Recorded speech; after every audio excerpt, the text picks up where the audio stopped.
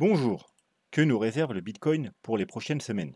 C'est ce que nous allons voir dans l'analyse du jour. Mais avant de commencer, n'oubliez pas de vous abonner, de mettre un petit pouce bleu et de laisser un commentaire.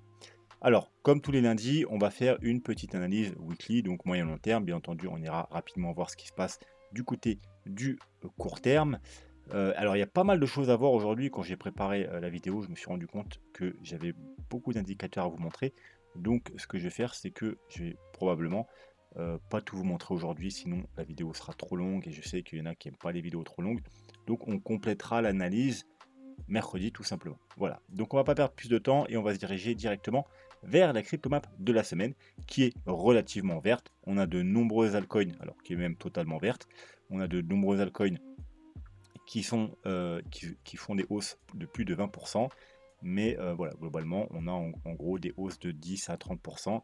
Et on a notamment le petit Tao qui nous fait un joli 31%. Et surtout, celui qui nous fait un très joli plus 88%. Voilà. Le dollar, il ne se passe pas grand chose. Alors la semaine dernière, bon, certes, on a une bougie rouge, mais c'est comme une bougie rouge qui est quand même relativement bullish, du moins dans sa forme, bien qu'elle soit rouge. Et on va voir ce qui se passe cette semaine. Alors, vous savez, hein, l'objectif du dollar, notre objectif, hein, si on veut un Bitcoin haussier, c'est bien entendu d'avoir un dollar baissier.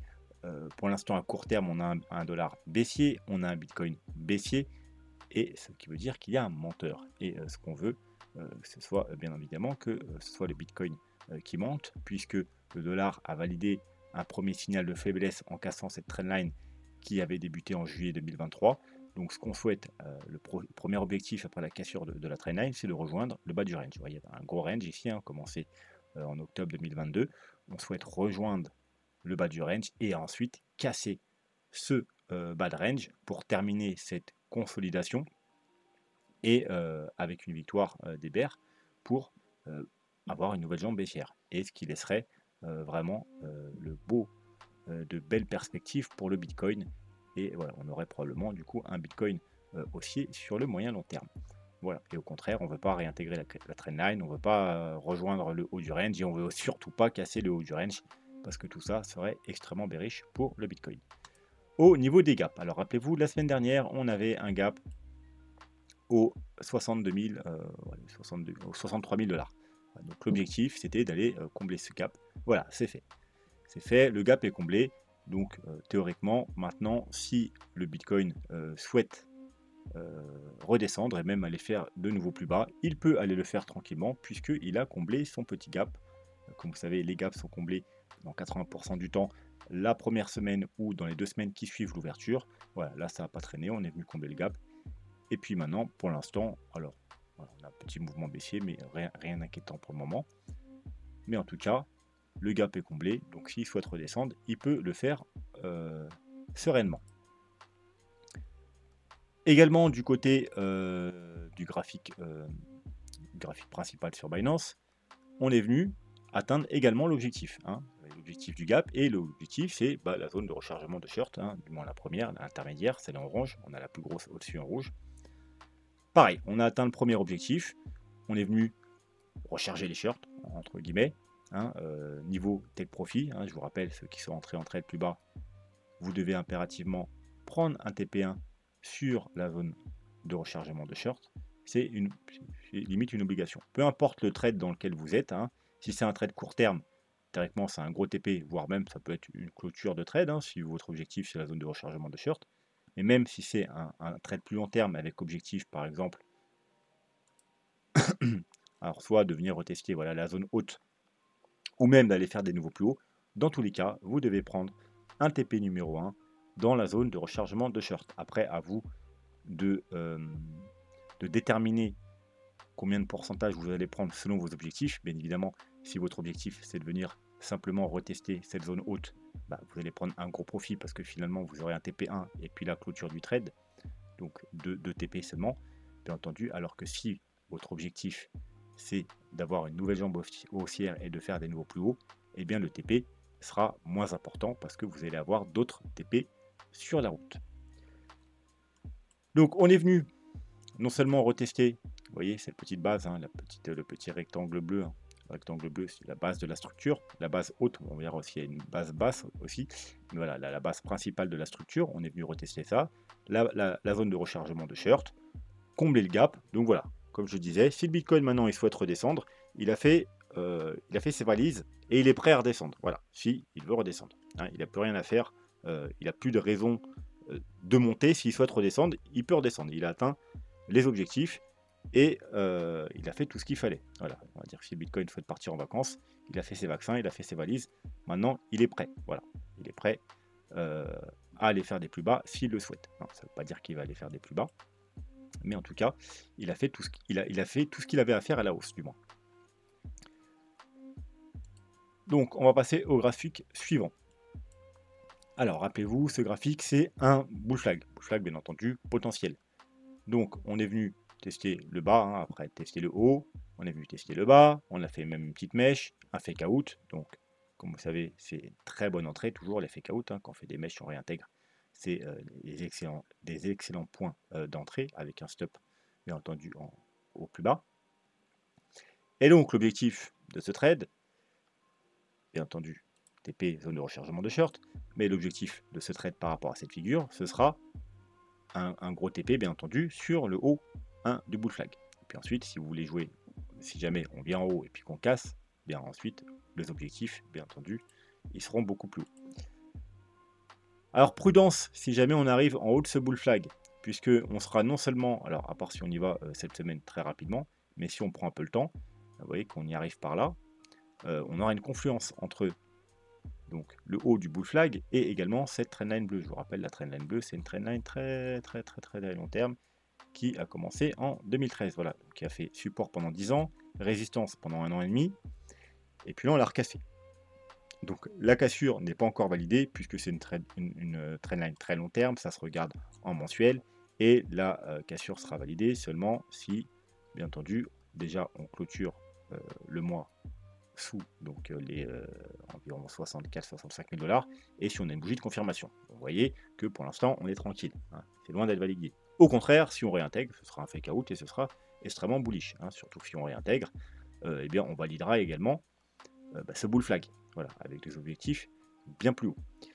Mais pour l'instant, on est au milieu de nulle part, donc par rapport à ce graphique, il n'y a rien à faire. Hein. On est censé acheter ici, prendre des profits ici, tout simplement par rapport à la zone de rechargement de short et au gap, et puis ensuite attendre votre prochain objectif aux alentours des 67 000 $. Et bien entendu, la cassure pourra également se jouer bien évidemment, pour viser le break, la validation du bull flag. Et ce qu'on veut surtout pas, bien entendu, c'est clôturer en dessous les 52 000 $. Une mèche, on s'en fout, mais si on commence à clôturer et à valider, eh bien, on validera au contraire le bull flag vers le bas, et c'est d'autant plus bearish, puisque c'est une structure haussière, donc une structure haussière qui casse vers le bas, c'est encore plus bearish. Voilà, donc évitez de clôturer sous les 52 000 $. Alors, ce graphique-là, c'est un range. On avait à la cassure du range deux objectifs. Un premier objectif, alors pas par rapport au range, mais par rapport à la figure globale, qui est un canal ascendant, avec une borne basse, une médiane et une borne haute. On a vogué dans ce canal pendant plus d'1 an, alternant entre la borne basse et la borne haute. Vous voyez là, c'était la partie haute, on est venu chercher la partie basse, on est venu chercher la partie haute, la médiane. On a cassé, on a fait un pullback, on a rebondi et on a réintégré. Donc l'objectif, c'était d'aller rechercher la médiane. Voilà, c'est chose faite. Et on a même fait une mèche. Une mèche pour aller rechercher quoi? Eh bien, tout simplement, notre fameux objectif. Hein. Alors, cet objectif, on l'a depuis plusieurs mois. Hein. Objectif de cette figure, baissière. On avait bien entendu un objectif haussier en cas de cassure haussière, aux alentours des 84 000 $, 84-85 000 $. Et on avait un objectif baissier aux alentours des 49 000, 50 000 $. Donc on est venu parfaitement rechercher cette target. Donc les deux targets, hein, la première target et la deuxième target, qui correspond à la target du range. Donc ceux qui étaient en trade, hein, qui avaient pris un short, soit ici dans la zone de rechargement de short, ou à la cassure des 60 000 $, c'est petit TP1 et gros TP ici, voire clôture du trade. Hein, et puis même voire ouverture d'un long à la réintégration sur un plus petit time frame. Donc, pareil, ce qu'on veut surtout pas voir pour cette figure, alors déjà, attention, prudence, parce que là, on est sur un pullback, hein. On a breaké ce range, on est venu chercher les objectifs, un gros rebond, on est sur un pullback. Donc là, c'est surtout pas le moment d'acheter en dessous des 60 000 $. Si on clôture au-dessus des 60 000 $, c'est réintégration. Donc là, à la rigueur, ça peut être jouable. Mais là, on est juste sous une résistance. Voilà. Donc il faut au moins réintégrer les 60 000 $ pour avoir un signal un peu plus bullish. Voilà. En gros, petit fake out, et puis on réintègre. Voilà, comme ici, petit fake out, on réintègre, c'est bullish, et puis on peut remonter. Voilà, donc c'est pareil. Ensuite, voilà, premier objectif, ce sera aux alentours des 66 000 $ la médiane, et deuxième objectif, ce sera aux alentours des, voilà, hein, ici, hein, le haut, hein, les 71 000 $. Attention, ce qui se cumulera avec également le haut, ce sera un double objectif, donc encore une fois, être très prudent. Double résistance avec le haut, bien entendu, du canal. Et ce qu'on veut surtout pas voir, c'est le break. Alors cette semaine, c'est aux alentours des 54 000 $. Bien entendu, on parle de break et clôture et confirmation, puisque il y aurait de fortes chances du coup d'aller rejoindre le bas du canal. Bas du canal qui se trouverait vers les 44 000 $. Alors cette semaine, il se trouve exactement au 44 000 $. Donc vous voyez, pas très loin de notre, comme on l'appelle, le support de la dernière chance, aux alentours des 42 000 $. Voilà. Donc on pourrait même venir chercher le bas du canal, une petite mèche, hein, pour venir chercher le support de la dernière chance, les 42 000 $, et réintégrer. Bon, si on fait ça, de point de vue de ce graphique, ce serait un bon point d'entrée si on vient chercher les 42 000 $ et puis qu'on réintègre avec une petite bougie de confirmation. Le canal, ce serait un très bon point d'entrée pour viser la médiane, puis le haut du canal, puis le break. Voilà. Mais si vous voulez pas voir un Bitcoin qui va rechercher les 42-44 000 $, eh bien, il faut éviter de clôturer déjà sous les 55 000 $. Donc, on en a fini avec ce graphique. On va pouvoir passer au graphique plus long terme et aller jeter un coup d'œil à quelques indicateurs. Donc, comme je vous ai dit, aujourd'hui, on va pas voir tous les indicateurs que j'ai vus préalablement quand j'ai préparé la vidéo, parce qu'en fait, il y en avait beaucoup trop. Je me suis rendu compte qu'il y a beaucoup trop d'indicateurs qui sont intéressants et qui nous racontent des choses. Donc, on va voir aujourd'hui déjà les principaux, et puis on ira compléter ça mercredi avec quelques indicateurs supplémentaires. Donc, on va commencer très simplement par le RSI. Vous savez que sur le RSI, ce qu'on veut, c'est récupérer la médiane. Voilà, récupérer cette petite, la médiane, la moyenne mobile. Bon, c'est pas exactement une moyenne mobile, mais je l'appelle comme ça, moyenne mobile du RSI. Pourquoi? Parce qu'on l'a breaké ici, hein, au début de la chute, hein, après le premier top, et depuis, on n'a pas réussi à la récupérer. On a été rejeté fort ici, après ce joli rebond, et donc ce qu'on veut, c'est la récupérer.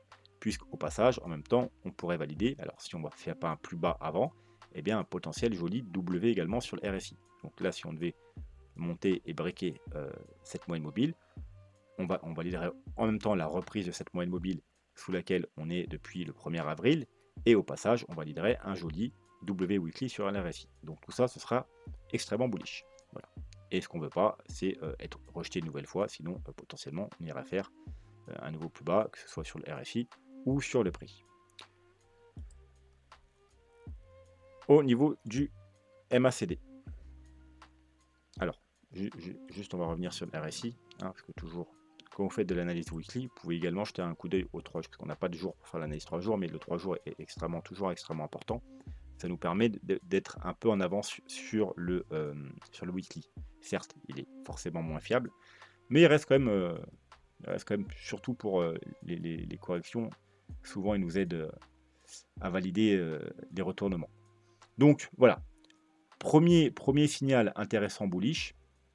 C'est pas le gros signal comme en weekly, mais c'est déjà un signal intéressant. Ce serait justement de récupérer ces petites moyennes mobiles sur le 3 jours. Donc vous voyez que là, sur le rebond qu'on a fait là, eh bien c'est justement cette moyenne mobile qui a rejeté. Vous voyez, du coup, on redescend un petit peu, petit rejet. Donc, passer cette moyenne mobile sur le 3 jours, ce serait déjà un premier signal bullish. Voilà. Et bien entendu, ensuite, on voudrait valider par le gros signal en weekly. Allez, le MACD. Donc, il n'y a rien de nouveau sur le MACD et le stock RSI. Voilà, on a le stock RSI en haut, le MACD en bas. C'est toujours bearish.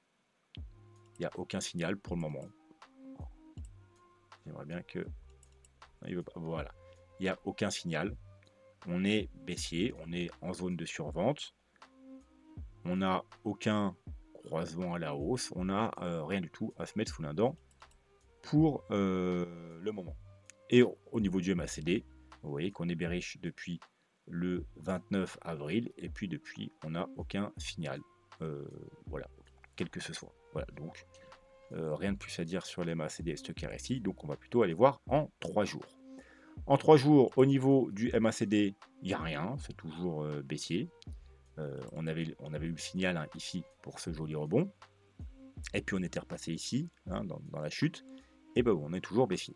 Au niveau du stock RSI, c'est un petit peu différent. Hein, c'est un peu moins, vous savez qu'il est un peu plus rapide. Donc on est venu faire un joli W ici, double fois, double bottom si vous voulez, en zone de survente. Une fois ici, une fois ici. On a eu le croisement confirmation, ce qui nous a donné ce joli rebond. Et là, en quelque sorte, pour le moment, on vient simplement, voilà, on vient retester pratiquement au niveau de la zone de survente. Et on n'a pas encore la validation, mais vous voyez que si on cassait les 60 000 $ avec les clôtures, etc., on aurait peut-être un croisement. En gros, c'était voilà, on a cassé, on vient faire un pullback et puis on repart à la hausse. Bien entendu, ensuite, il nous faudrait la validation du MACD. Mais pour l'instant, bah, on n'a pas grand-chose non plus. Voilà, hein, on n'a pas de validation non plus, donc pour l'instant, il n'y a rien du tout, du moins sur les gros time frames. Il faudra descendre, bien entendu, sur les plus petits time frames, et même en daily, vous voyez que, effectivement, vu que le stock RSI est très rapide, donc en daily, on a très rapidement les confirmations. On l'a eu sur cette bougie-là, avant la grosse bougie, hein, ça pouvait être également une confirmation pour les traders, et uniquement pour les traders. Mais on n'a même pas encore de confirmation au niveau du MACD. Vous voyez que même en daily, pour l'instant, eh bien, on n'a pas de validation, malheureusement, au niveau de ces deux indicateurs.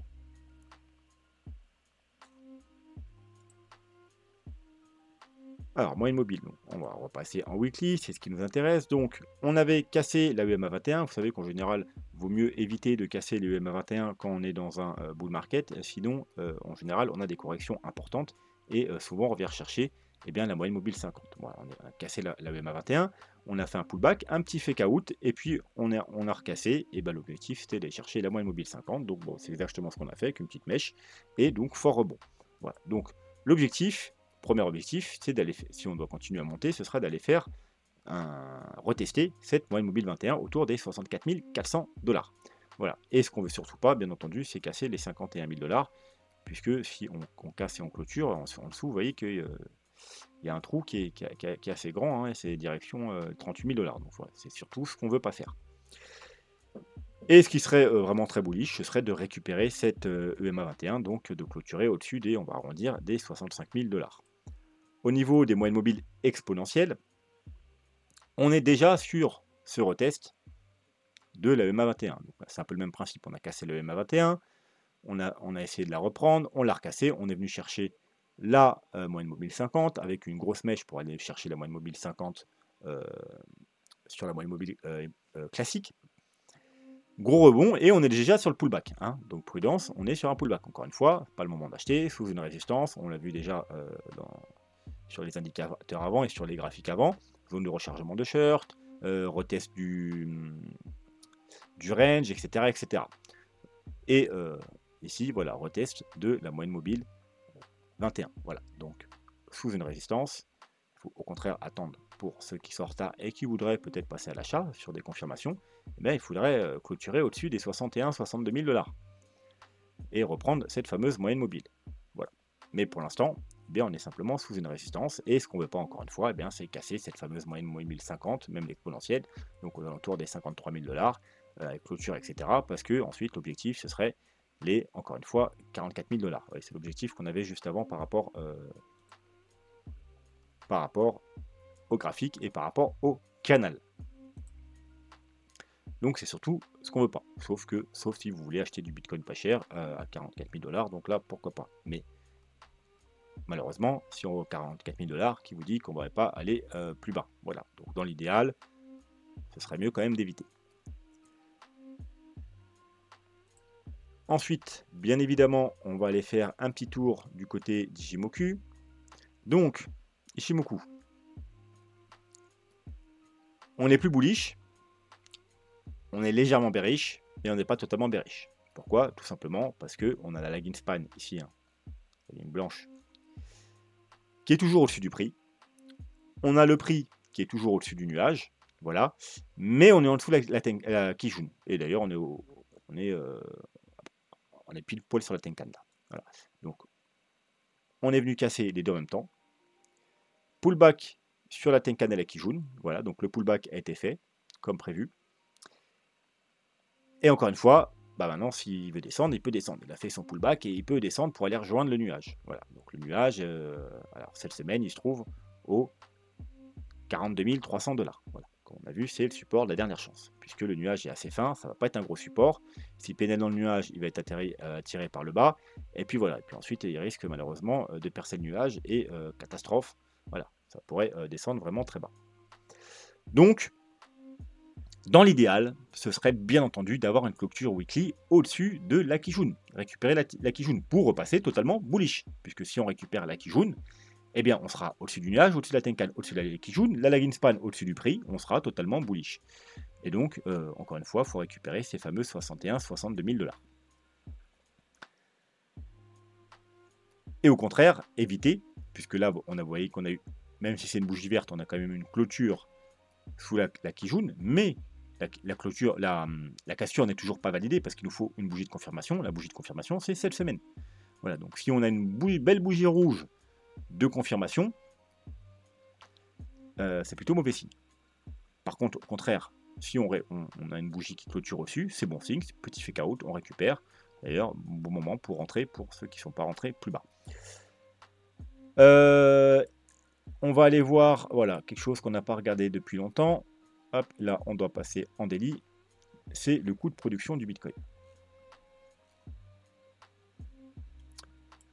Donc, les niveaux à surveiller où on peut tenter des achats, c'est bien évidemment les niveaux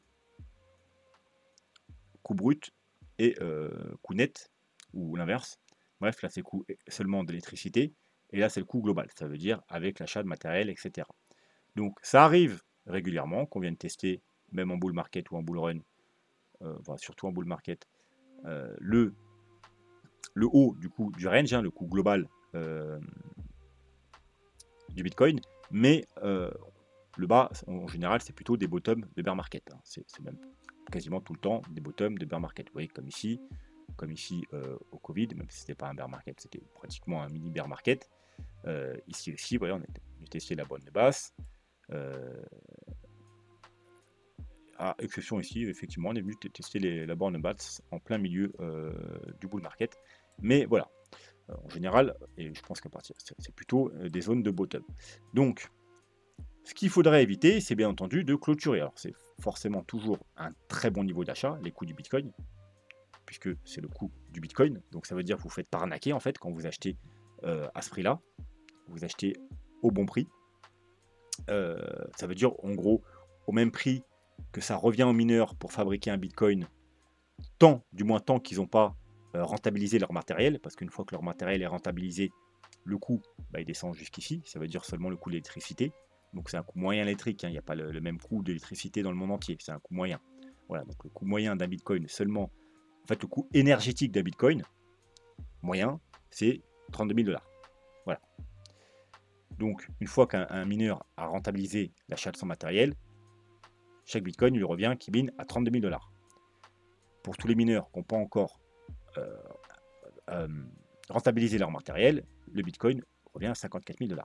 Forcément, c'est un très bon niveau d'achat. C'est comme si vous miniez directement du Bitcoin. Et lorsqu'il atteint ici, c'est des excellents niveaux d'achat. C'est pas pour rien qu'on a acheté ici aux 16 000 $. Parce que c'était un excellent prix, c'était le coût. C'est comme si vous étiez un mineur, mais qu'on vous aviez offert en fait tout le matériel pour miner. Et vous avez seulement à payer l'électricité. Vous pouvez rarement en fait avoir un Bitcoin moins cher. C'est pour ça qu'on vient quasiment jamais sous le coup. Enfin, on vient même jamais, hein, à part des petites mèches, mais on vient jamais s'installer sous tout simplement le prix d'un Bitcoin parce que c'est son prix uniquement d'électricité. Voilà.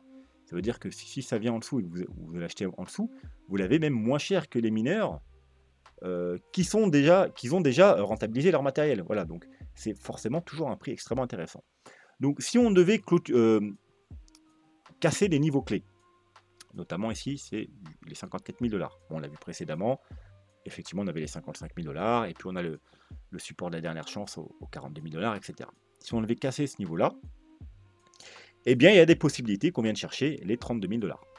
Alors, ça veut dire, on serait en gros dans quel scénario? Ça voudrait dire qu'on serait dans un bear market, un mini bear market, je pense, puisque du coup, le cycle du Bitcoin, je pense qu'il serait fini. Hein. Le cycle de 4 ans, comme je vous l'ai déjà dit maintes et maintes fois depuis plusieurs années, il ne va pas durer éternellement. Alors, c'était bien au départ, puisque il n'y avait pas encore, il n'y avait que des petits particuliers, et encore, c'était c'était une niche. Donc, d'avoir un cycle régulier tous les 4 ans.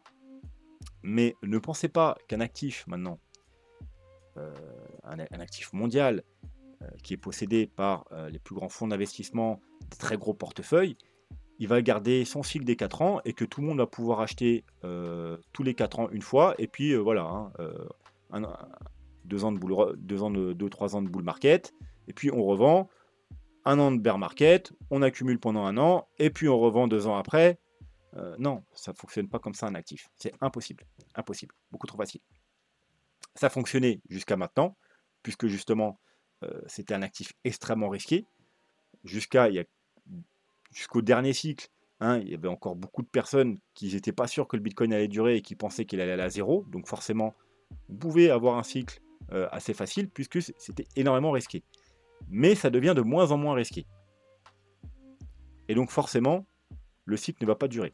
Ça, bien entendu, associé au fait que le halving a de moins en moins d'influence sur le Bitcoin, puisque je vous rappelle qu'on a plus de 90% des bitcoins qui ont déjà été minés.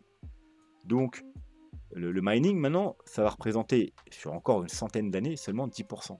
Voilà.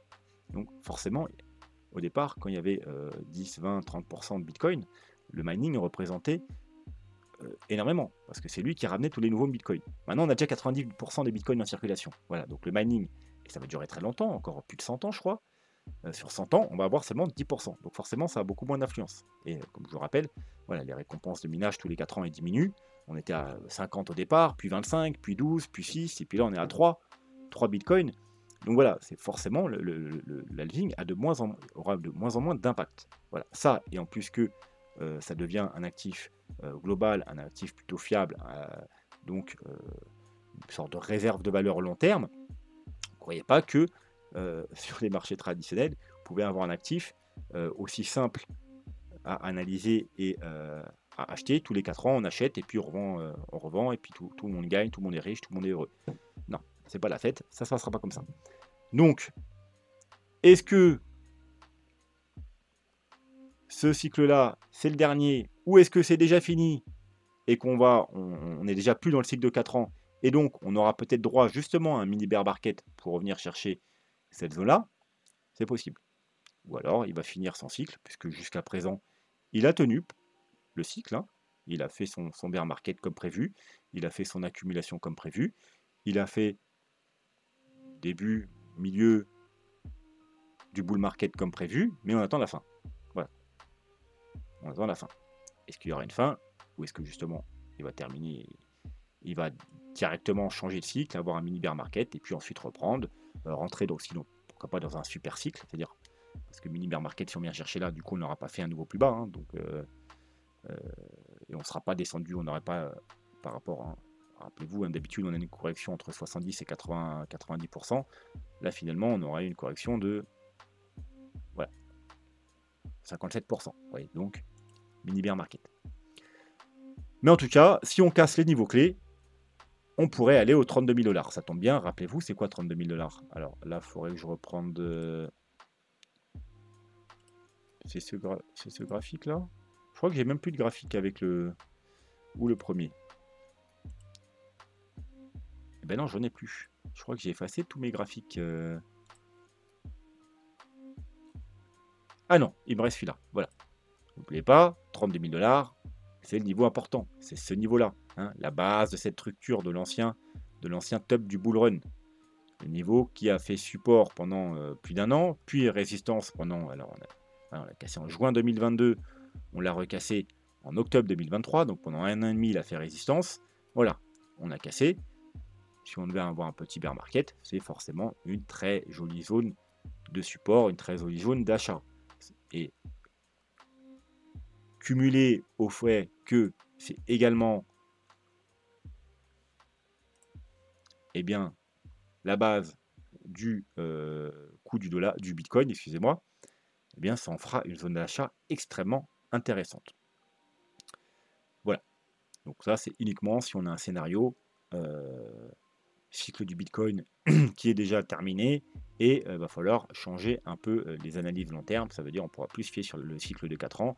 On va avoir, ça veut dire qu'on a eu un top de marché là avec une sorte de jolie épaule, tête épaule si vous voulez, ou triple top, appelez-le comme vous voulez, mini bear market, et puis on reprendra le cycle aussi avec seulement une chute, en gros, un mini bear market de 55% au lieu des 80, 70, 80 ou 90% habituels.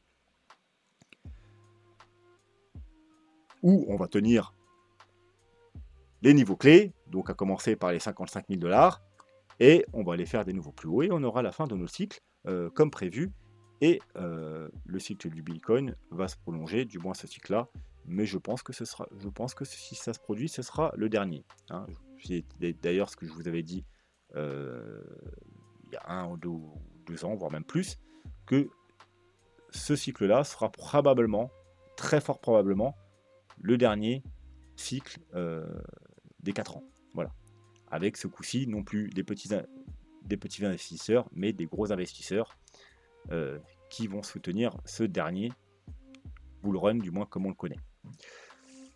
Ouais, et je pense qu'on va s'arrêter là pour aujourd'hui. Comme je vous ai dit, la vidéo est déjà bien assez longue. Certains sûrement ont déjà décroché. Donc on complétera l'analyse avec quelques indicateurs supplémentaires mercredi.